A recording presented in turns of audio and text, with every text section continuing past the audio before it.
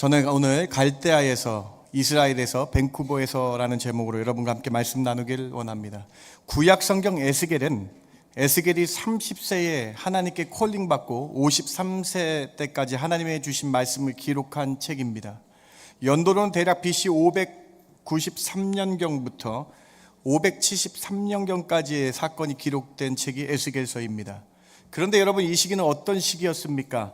BC 605년경부터 남유다의 바벨론이 1차로 침공하여 다니엘과 많은 지도자들, 귀족들이 포로로 끌려간 때입니다. 그리고 BC 597년경에는 이 저자 에스겔도 957년경에 바벨론으로 2차로 포로로 끌려가게 되고 여호와긴 왕과 많은 백성들이 바벨론 땅으로 강제로 이주되어 포로로 끌려간 때입니다. 이처럼 에스겔 선지자는 하나님 말씀 받을 때에 바벨론에게 아주 멸망당하는 어두운 시기에 기록된 책이 바로 에스겔 책입니다. 특별히 에스겔 선지자는 구약 성경에서 유일하게 이스라엘 땅이 아닌 저 멀리 바벨론 땅에서 하나님의 말씀을 받고 선지자가 된 사람이 에스겔입니다. 선지자의 사명을 이스라엘 땅이 아닌 바벨론 땅에서 감당하게 된 거예요. 오늘 본문은 그래서 1장 1절과 1장 3절에 이렇게 기록이 되어 있어요. 1장 1절입니다. 30째 해 넷째 달 초닷새에 내가 에스겔이 그발 강가에 사로잡힌 중에 있을 때에 라고 기록되어 있죠. 1장 3절에 이렇게 기록되어 있어요. 그발 강가가 어딘가? 갈대아 땅이라고 기록되어 있죠. 1장 3절에 갈대아 땅 그발 강가, 갈대아는 어디입니까? 저 멀리 1600km 떨어진 바벨론에 있는 갈대아 땅이라 그랬다는 거예요. 그 땅, 그발 강가에서 하나님의 말씀이 부시의 아들 에스겔에게 임하여서 선지자의 소명을 받게 됐다라고 기록되어 있다라는 것입니다. 여러분, 너무나 독특하죠? 바벨론으로 포로로 끌려간 제사장을 하나님이 택하셔서 선지자로 삼으셨다라는 거예요. 에스겔은 원래 제사장이었는데 포로로 끌려가서 하나님께 제사를 드릴 수 없는 그 무기력한 그에게 나타나셔서 선지자의 사명을 주셨다라고 말씀하고 계신 것이죠. 사랑하는 성도 여러분, 오늘 구약 성경의 에스겔서를 우리가 오늘부터 살펴보기를 원합니다. 에스겔서 어두운 시대에 기록되었습니다. 이스라엘 역사상 가장 치욕적인 상태, 가장 절망적인 시대에 기록된 책이 에스겔서입니다. 또한 이스라엘이 아닌 저 먼 바벨론 땅, 그 갈대아 땅에서 기록된 책이 에스겔서였다라는 거예요. 오늘 우리는 이러한 배경의 에스겔서를 살펴보기 원합니다. 특별히 우리가 좀 비싼 상황이죠. 우리도 고국을 멀리 떠나 있습니다. 이 이민의 삶 가운데 있죠. 에스겔은 더 심한 포로로 끌려간 그 먼 땅에서 하나님 택함을 받은 하나님의 백성이 어떤 백성으로 살아야 되는지 말씀을 주셨는데, 오늘 에스겔이 소명받는 이 에스겔서 1장과 2장을 통해 세 가지로 여러분과 함께 말씀 나누길 원합니다. 첫 번째로, 하나님은 먼저 에스겔을 찾아오셨어요. 하나님께서도 나에게 먼저 찾아와 주실 줄 믿습니다. 인간은 포기합니다. 하나님은 그러나 포기하지 아니하시고 끝까지 그 먼 땅 가운데 오셔서 찾아와 주시고 하나님의 뜻을 이루어 주신다라는 거예요. 이스라엘 백성들이 유일하신 하나님을 섬기지 않고 우상을 섬겨서 바벨론의 포로로 끌려가게 되었습니다. 바벨론의 느부갓네살이라는 왕은 독특한 포로 정책을 만들어서 행했습니다. 바벨론이 점령하는 땅에 있는 그 사람들을 그곳에 있지 않게 하고, 독특한 포로 정책인데요, 그 땅에서 바벨론 땅으로 지도자들을 데리고 가서 바벨론의 문화에 융화시키도록 만들었다는 거예요. 1차 포로 때 다니엘과 그 세 친구들 끌고 가서 바벨론의 문화에 접목시키려고 했어요. 2차 포로로 끌고 갔을 때에 에스겔과 여호와긴 왕과 많은 지도자들을 끌고 와서 바벨론의 문화를 배우게 했다라는 그러한 정책을 바벨론의 왕 느부갓네살이 행했다라는 것입니다. 여러분, 그런데 생각해 보시기 바랍니다. 에스겔이 얼마나 착잡했을까요? 왕실 제사장의 아들로 하나님의 일을 해야 하는 직무를 맡았던 에스겔이 한 번도 가보지 못했던 땅, 잘 알지 못하는 그 갈대아 바벨론 땅에 그발 강가로 끌려간 것입니다. 우리가 말로만 에스겔의 마음을 어떻게 표현해야 될지 잘 모르겠습니다. 어쩌면 우리는 아주 조금 에스겔의 마음을 이해할 수도 있을 것 같아요. 우리는 우리의 뜻과 계획이 있어서 캐나다 이 먼 땅으로 왔지만은, 그래서 이렇게 살고 있어서 조금 에스겔의 마음을 이해할 수 있을 것 같아요. 그런데 여러분, 에스겔은요 포로로 끌려온 거예요. 어쩌면 에스겔은 그발 강가에서 포기할 수 있었던 것 같아요, 여러분. 왕실의 제사장으로 자부심이 있었던 에스겔, 특히 높은 지위에서 하나님을 섬기는 일을 하겠다라는 가득한 30대의 청년이었는데 하루아침에 포로 신세가 돼서 저 멀리 떨어진 그 땅에서 어쩌면 삶을 포기하고 싶었을지 모르겠습니다. 우리 교회가 후원하고 있는 우크라이나의 김한산 선교사님, 지난주에 우리가 같이 기도했는데요. 김한산 선교사님하고 카톡으로 제가 연락을 계속 하고 있습니다. 근데 선교사님과 카톡으로 연락하던 중에 그 우크라이나의 청년에 대한 현실에 대해서 대화를 나눈 적이 있습니다. 여러분, 요즘 전쟁이요. 이렇게 큰 비행기, 탱크 이렇게 안 가고요. 여러분, 드론 아세요? 드론이라는 것도 전쟁을 계속한대요. 그래서 러시아에서 우크라이나에 드론을 보내고 우크라이나도 러시아에 드론을 보내서 이렇게 전쟁을 한다 합니다. 근데 이 드론이 여러분 아시겠지만 작아서 이 윙윙 비행 소리만 나는 거예요. 그런데 여러분 우크라이나에 있는 청년들이요, 이 드론에 완전히 트라우마가 생겨서요, 드론 소리만 나면은 이상현상이 일어난다라는 거예요. 선교사님 저한테 이런 얘기를 쓰셨어요.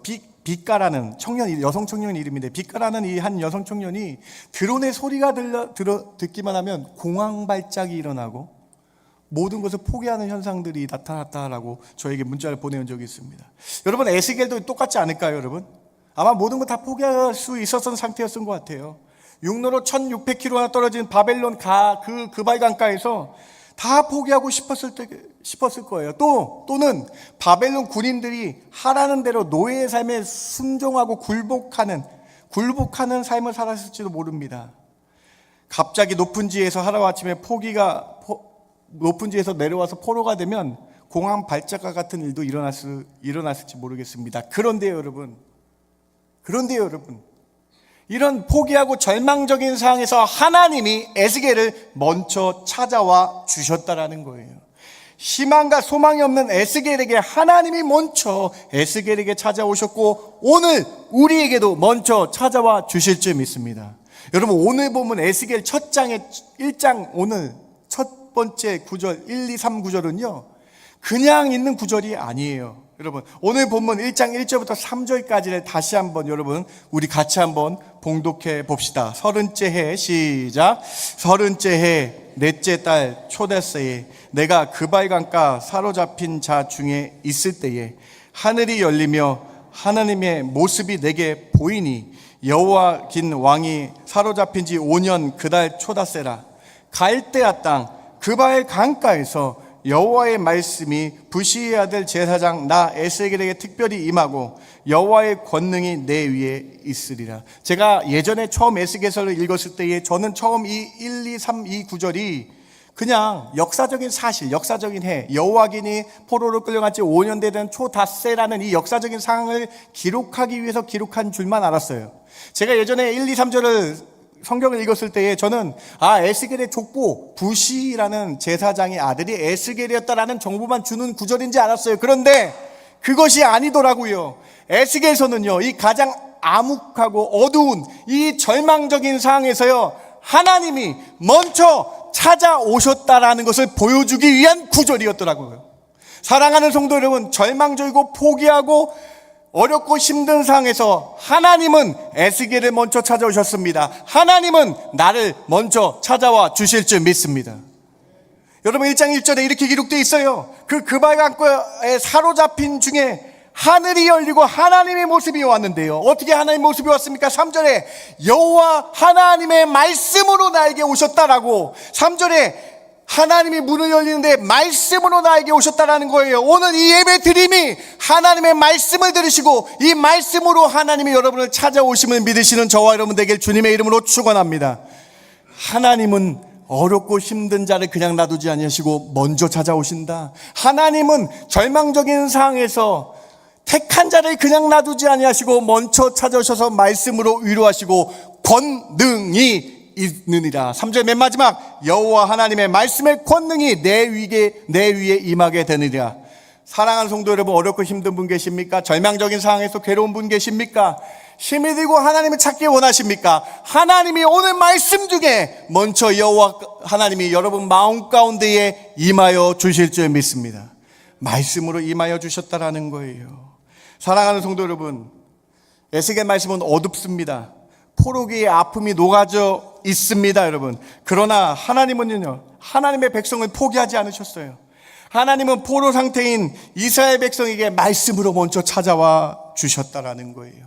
에스겔에게 찾아와 주셨고, 포로 상태인 이스라엘 백성에게 말씀을 전하여 그 말씀을 들음으로 하나님을 만나게 하셨다라는 것입니다. 오늘 이 주일에 이 말씀을 들으시며 하나님이 여러분 마음 가운데 놓고 하시는 그 말씀을 아멘하며 받아들이시는 저와 여러분 되길 주님의 이름으로 축원합니다.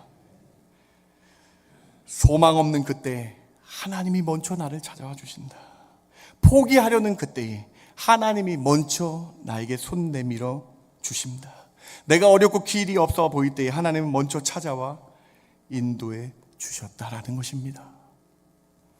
이 세상에서 죽음을 보지 않고 승천한 사람이 3명이 있습니다. 누군지 여러분 알고 계십니까? 구약의 2명, 신약의 1명이시죠. 구약의 2명, 에녹과 엘리야, 신약의 예수님이 죽음을 맛보지 않고 승천한 분임을 우리는 알 수 있습니다. 구약 성경에 특별히 엘리야 선지자를 여러분 너무나 잘 아실 거예요. 엘리야 선지자 여러분, 죽음을 맛보지 않고 회오리 바람을 타고 승천하는 선지자. 그런데 엘리야가요, 우리와 똑같은 마음을, 성정을 갖고 있는 사람이라고 성경이 기록되어 있어요. 엘리야 여러분 얼마나 위대한 사람입니까? 이세벨과 아합의 악한 통치, 북이스라엘 통치 가운데 이 이스라엘 백성들이 우상을 섬겼어요. 그래서 바알을 섬겼고 아세라를 섬겼습니다. 아세라라는 우상을 섬겼습니다.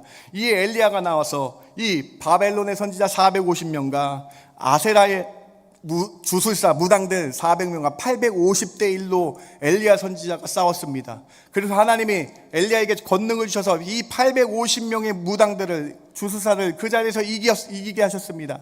이세벨이 보았습니다. 아합 왕이 보았습니다. 모든 이스라엘 사람들이 여호와 하나님의 종 엘리야 선지자가 이기는 걸 보았어요.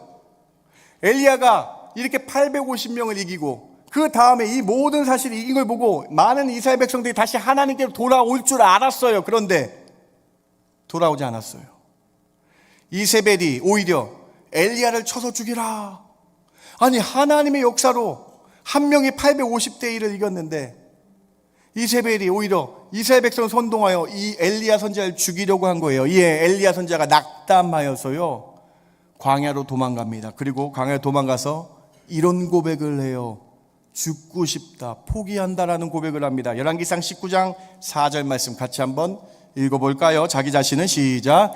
자기 자신은 광야로 들어가 하루길쯤 가서 한 로뎀나무 아래에 앉아서 자기가 죽기를 원하여 이르되 여호와여 넉넉하오니 지금 내 생명을 거두옵소서. 나는 내 조상들보다 낫지 못하나이다. 여러분, 그 승천한 엘리야도 이렇게 고백해요. 주님, 저 죽기를 원해요. 죽고 싶어요. 주님, 내 생명을 거둬가세요. 이뿐입니까? 맨 마지막 보세요. 자기 비하를 합니다. 주님, 저희 부모님보다, 내 조상들보다 나는 못난 사람이에요. 나는 정말로 나는 정말로 내가 왜 태어난지 모르겠어요. 여러분, 이 선지자가요, 포기하고 절망하고 있었을 때예요. 그런데 여러분, 엘리야에게 하나님은 먼저 찾아오셨다라는 거예요. 이 포기하고 싶은 이 어려운 가운데 엘리야에게도 하나님은 먼저 찾아오셨습니다. 에스겔에도 먼저 찾아오셨어요. 여러분에게도 말씀으로 찾아와 주실 줄 믿습니다. 하나님이 어떻게 엘리야를 찾아오셨어요? 다음 구절 볼까요? 19장 5절부터 7절까지 이렇게 찾아오셨다라는 거예요. 로뎀나무 아래 누워 자더니 천사가 그를 어루만지며 그에게 일어나서 먹으라 하는지라. 본즉 머리밭에 숯불에 구운 떡과 한 병 물이 있더라. 이에 먹고 마시고 다시 누웠더니 여호와의 천사가 또다시 와서 어루만지며 이르되 일어나 먹으라. 내가 갈 길을 다 가지 못할까 하노라 하는지라. 사랑하는 성도 여러분, 하나님은 천사를 보내셔서 엘리야를 만나 주셨다라는 거예요. 근데 여러분, 하나님 먼저 와서 엘리야를 만져주시는데요, 어떻게 만져주신지 아세요 여러분? 5절에 어루 만져주셨대요. 7절에 또다시 와서 어떻게 만져주셨어요? 어루 만져주셨다라는 거예요. 사랑하는 성도 여러분, 주님은 우리를 찾아와 주셔서 어루어 만져주실 줄 믿습니다.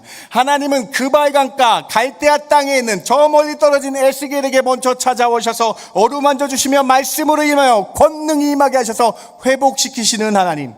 엘리야 다 포기하고 죽고 싶고 자기를 비하하고 있어. 나는 내 부모보다 못하는 엘리에게 찾아오셔서 어루만져 주셔서 일으켜주시는 하나님, 오늘 이 밴쿠버 땅에서 어렵고 힘든 나에게 오늘 이 말씀이 나의 말씀임을 믿으며 말씀으로 나를 어루만져 주시는 하나님이 여러분의 하나님인 줄 믿으시는 저와 여러분 되길 주님의 이름으로 축원합니다. 하나님이 여러분을 이렇게 어루만져 주신대요. 이사야 40장 29절과 31절이 하나님이 여러분 오늘 말씀을 통해 어루만져 주신다라는 거예요. 이 고백이 하나님이 나에게 주신 고백임을 믿고 같이 한번 고백해 볼까요? 피곤한 자에게는 시작. 피곤한 자에게는 능력을 주시며 무능한 자에게는 힘을 더하시나니 오직 여호와를 앙망하는 자는 새 힘을 얻으리니 독수리가 날개 치며 올라감 같을 것이요 다른 박질하여도 곤비하지 아니하겠고 걸어가도 피곤하지 아니하리로다. 아멘. 하나님은 우리에게 능력을 주실 줄 믿습니다. 하나님은 우리에게 힘을 더하여 주실 줄 믿습니다. 하나님 우리에게 새 힘을 주셔서 독수리처럼 날개쳐 올라감같이 하시고 어렵고 힘들어 다른 박질하여도 곤비치 않게 일어나는 새 힘을 허락하여 주실 줄 믿습니다. 이 말씀으로 다가와 주신다라는 거예요. 사랑하는 성도 여러분, 오늘 다시 한번 힘을 얻으셔야 되겠습니다. 에스겔에게 말씀으로 먼저 찾아오셨죠. 오늘 이 예배하는 중에 에스겔 1장 말씀이 여러분의 말씀인 줄 믿으시고 나를 찾아와 주신 주님께 감사하시는 저와 여러분 되길 주님의 이름으로 축원합니다.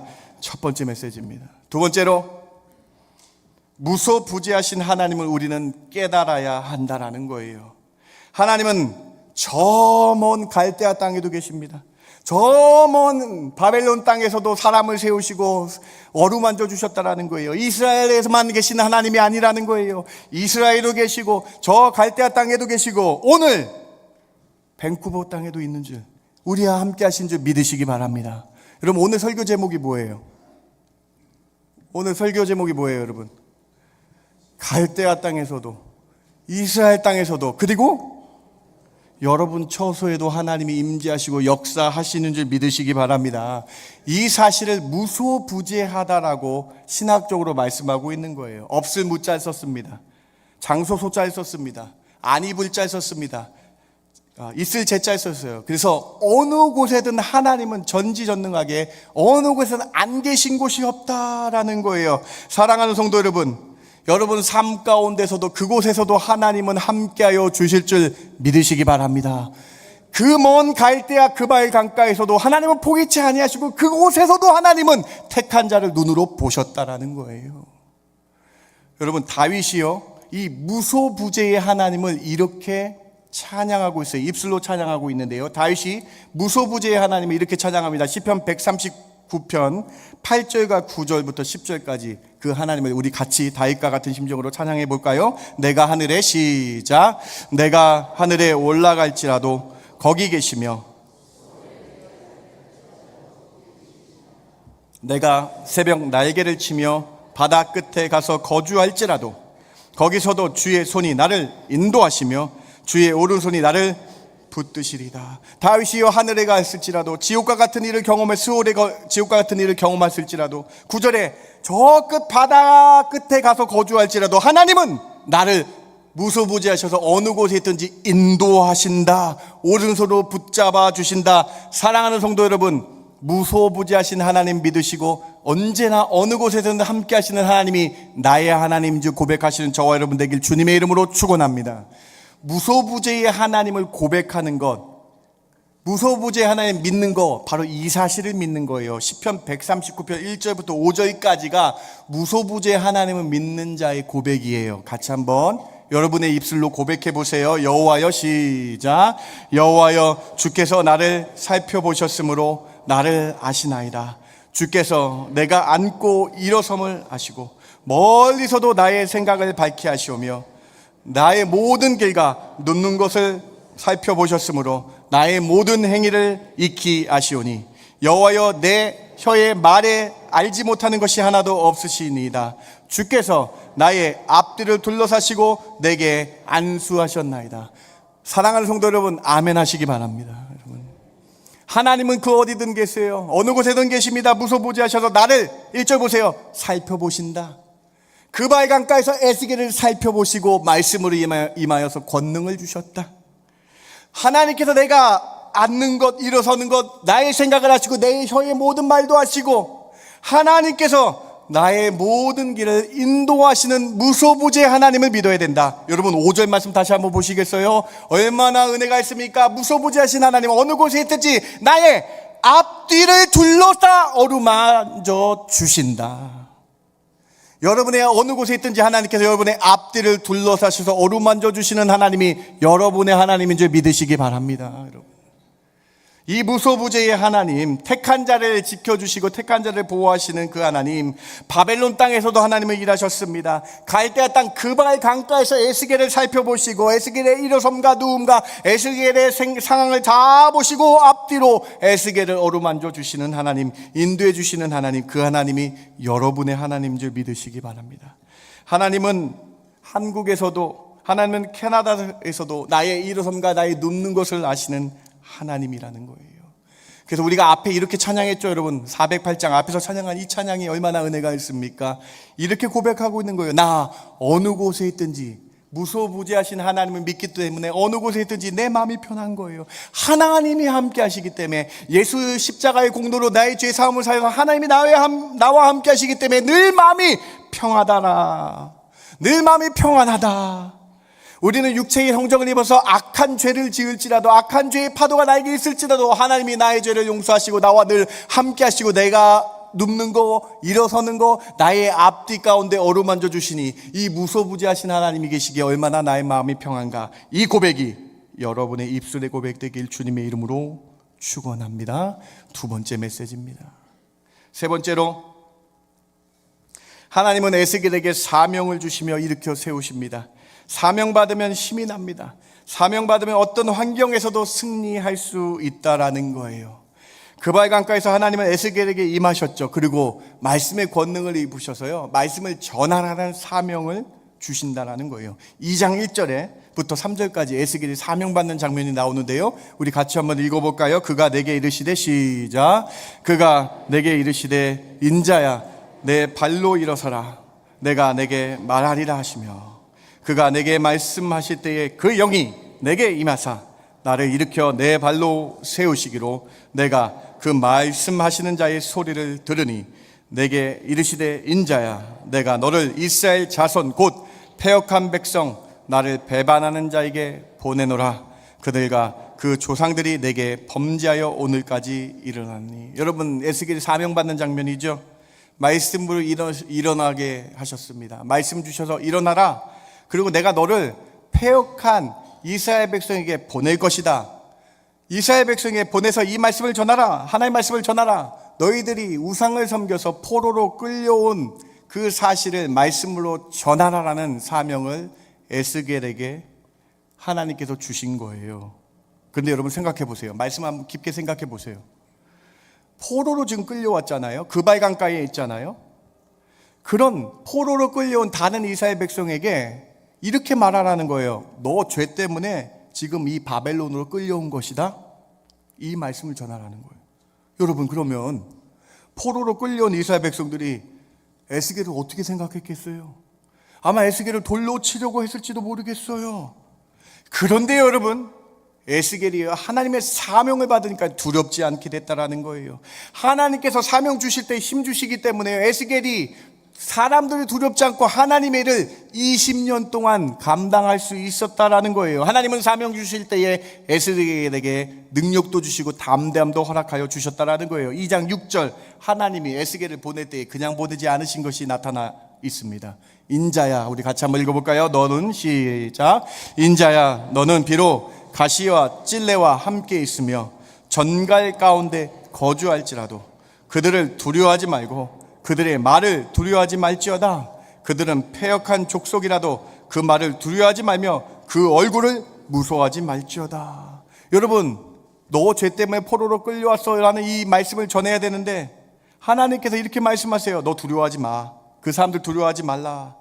네가 비록 그 사람들 가운데, 패역한 족속 가운데 있어서 가시밭에 있고 찔레밭에 있고 전갈 독을 품은 얼굴도 있는 그 사람들에게 있을지라도 담대히 하나님의 사명을 감당해야 돼. 두려워하지 말라. 무서워하지 마. 세상 사람들 무서워하지 마. 내가 너와 함께하기 때문에 담대하라 라고 하나님이 에스겔과 함께 하시는 장면이죠. 사랑하는 성도 여러분, 에스겔이 하나님의 사명을 받고 하나님께서 두려워하지 말라라고 명하시니 에스겔이 이 가시밭과 찔레와 전갈밭 가운데서 20년이 넘게 사역할 수 있었다라는 것입니다. 이것이 답입니다. 오늘 우리에게도 사명을 주십니다. 말씀을 오늘 우리에게 주셨잖아요. 새 힘을 주겠다 말씀하셨잖아요.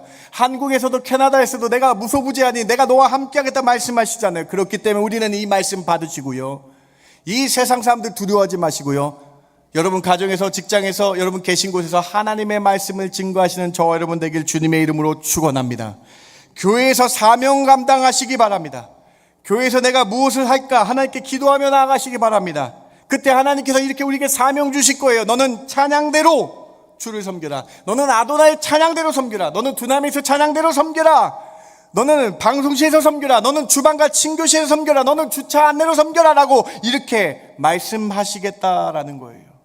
교회에서 누군가 하겠지가 아니라 내가 하겠습니다라는 고백이 있길 바랍니다. 사명 우리가 받으면요 두렵지가 않아요. 에스겔이 사명을 받으니까 가시밭과 찔레밭과 전갈이 독이 가득한 전갈 가운데서 20년 동안 기쁘게 사역할 수 있었다라는 거예요. 몇 해 전에 저희 아도나이 앞에 찬양팀에 어느 집사님이 기도하며 지원하셨어요. 그때 집사님의 간증을 저는 기억합니다. 아도나이 찬양팀 2부 예배 시에 강대상 앞에서 처음 찬양을 같이 하는데 다리가 후들후들 떨리다는 거예요. 목소리가 안 나왔다라는 거예요. 그래서 저희 찾아오셨어요. 그래서 제가 이렇게 얘기했죠. 같이 기도하자고 한 주간. 그때 그 집사님이 나중에 와서 이렇게 말씀하시는 거예요. 목사님, 제가 기도했는데 하나님 강하게 말씀하셔서 두려워 말라 라고 말씀하셨어요. 저는 이 사실을 믿습니다. 하나님이 사명 주실 때에 담대함도 허락하여 주실 줄 믿습니다. 여러분, 우리 인생이 너무나 짧은 것 같아요. 우리 인생길이 정말로 짧은 인생길입니다. 그런데 여러분, 이 짧은 인생길에 나를 위한 업적이 아닌 하나님을 위해 살아가시는, 하나님께 영광을 돌리며 살아가신 그 헌신만 남는다는 사실을 기억하시기 바랍니다. 여러분, 제가 지난주 금요일에 천국 환송 예배를 인도했습니다. 그런데 고인 집사님께서 찬양의 은사가 있으셨습니다. 그래서 그 고인 되신 집사님은 이곳 캐나다에서 그리고 한국에서 가는 곳곳마다 찬양을 하셨어요. 근데 금요일 천국 환송 예배를 인도하는데요, 유가족분들이 무엇을 하셨냐면 돌아가신 그 집사님이 생전에 찬양했던 영상을 메모리얼 비디오로 틀어주셨다는 거예요. 그런데 여러분, 그것이 얼마나 은혜가 되는지 몰라겠어요. 그리고 여러분, 그것이 우리 인생에서 하나님 앞에 기억되는 건 하나님 위해 찬양한 거, 하나님 위해 헌신한 것밖에 기억하지 않는다는 사실을 저에게 깨닫게 해주시더라고요. 사랑하는 성도 여러분, 에스겔이 사명받으니까요, 가시밭길, 찔레밭길, 전갈, 독 가운데서도 20년 사용했고 담대하게 이길 수 있었어요. 여러분, 우리 주 앞에 갈 때까지 하나님을 찬양하시기 바랍니다. 주 앞에 갈 때까지 주의 일 하시기 바랍니다. 오늘 말씀 기억하시면서 제가 주의 일을 하며 살아가겠습니다 고백하시는 저와 여러분 되길 주님의 이름으로 축원합니다. 말씀을 마칩니다. 오늘 에스겔에서 시작했습니다. 여러분, 에스겔 말씀, 그 먼 그바의 강가 바벨론 땅에서 하나님이 에스겔에게 소명 주시는 장면 통해서 세 가지의 은혜를 여러분 함께 나눴어요. 첫 번째 뭐였죠? 꼭 기억하세요.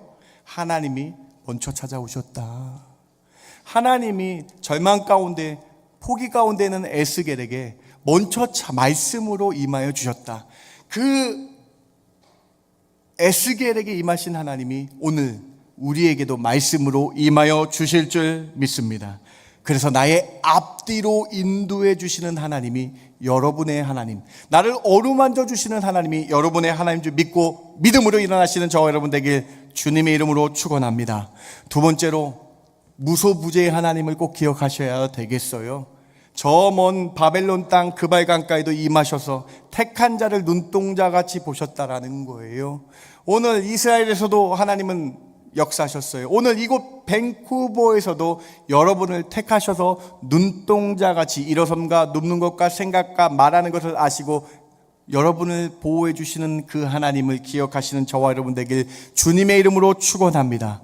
무소부재의 하나님, 여러분 아버님이 계신, 부모님이 계신 한국에서도 하나님이 함께하여 주실 줄 믿습니다. 여러분 자녀가 있는 저 멀리 동부와 토론토와 미국과 그곳에 무소부재하신 하나님이 그들을 지켜주시고 인도하여 주실 줄 믿습니다. 이 무소부재의 하나님, 전능하신 하나님을 믿고 믿음으로 고백하시는 저와 여러분 되길 주님의 이름으로 축원합니다. 세 번째로 에스겔의 사명받음으로 에스겔이 20년 동안 모든 일을 감당할 수 있었습니다. 여러분 사명 감당하셔야 됩니다. 하나님께서 여러분을 그냥 보내신 것이 아니에요. 이 밴쿠버 땅에서 가정 가운데에 하나님의 말씀을 전하셔야 됩니다. 여러분 직장에서 하나님의 말씀을 전하셔야 되겠습니다. 여러분 곳곳에서 하나님의 자녀다운 사명 가지고 살아갈 때에 두려워 말라, 내가 너와 함께하는 놀라운 은혜가 여러분 가운데 있기를 주님의 이름으로 축원합니다.